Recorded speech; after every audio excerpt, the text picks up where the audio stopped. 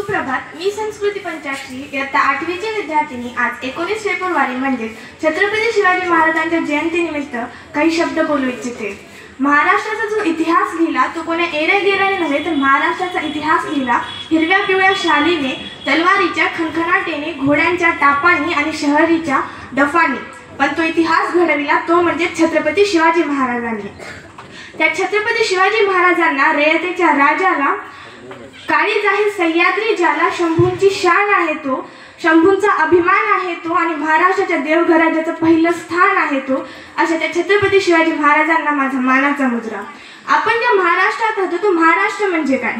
तो महाराष्ट्र म्हणजे शिवरायांच्या विचारांचा, जिजाऊंच्या संस्कारांचा आणि शंभूंच्या पराक्रमाचा साक्षीदार म्हणजे माझा हा महाराष्ट्र।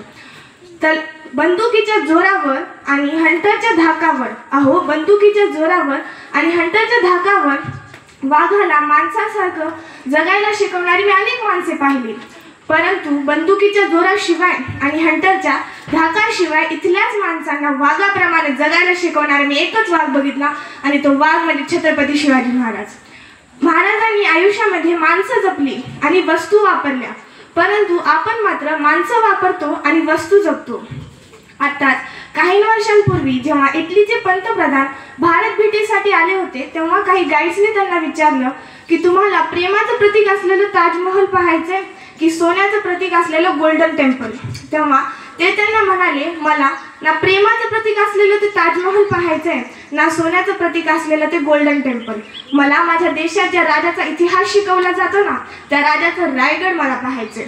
म्हणूनच एक गोष्ट सांगावीशी वाटली की तुम्ही जगाच्या कुठल्याही कोपऱ्यावर जा, पण जेव्हा तुम्हाला तिथं विचारलं जाईल की तुम्ही कुठून आला आहात तर छाती ठोकून अभिमानाने सांगा की मरणाला लाजवणाऱ्या आणि आलेल्या मरणालाही जगायला शिकवणाऱ्या अशा श्री छत्रपती शिवाजी महाराज आणि श्री छत्रपती संभाजी महाराजांच्या भूमीवरून आलो आहोत। जाता जाता एवढंच बोलू इच्छिते, देवाकडे फूल मागितलं तर देवाने अख्खी बागच दिली, देवाकडे राहायला घर मागितलं तर देवाने अख्खा राजवाडाच दिला, जेव्हा देवाकडे प्यायला पाणी मागितलं तर देवाने अख्खा समुद्र दिला, परंतु जेव्हा देवाकडे देवच मागितला तेव्हा त्या छत्रपती शिवाजी महाराजांसारखा देव माणूस आपल्याला दिला, तेव्हा त्याने छत्रपती शिवाजी महाराजांसारखा देव माणूस आपल्याला दिला। हर हर महादेव। धन्यवाद।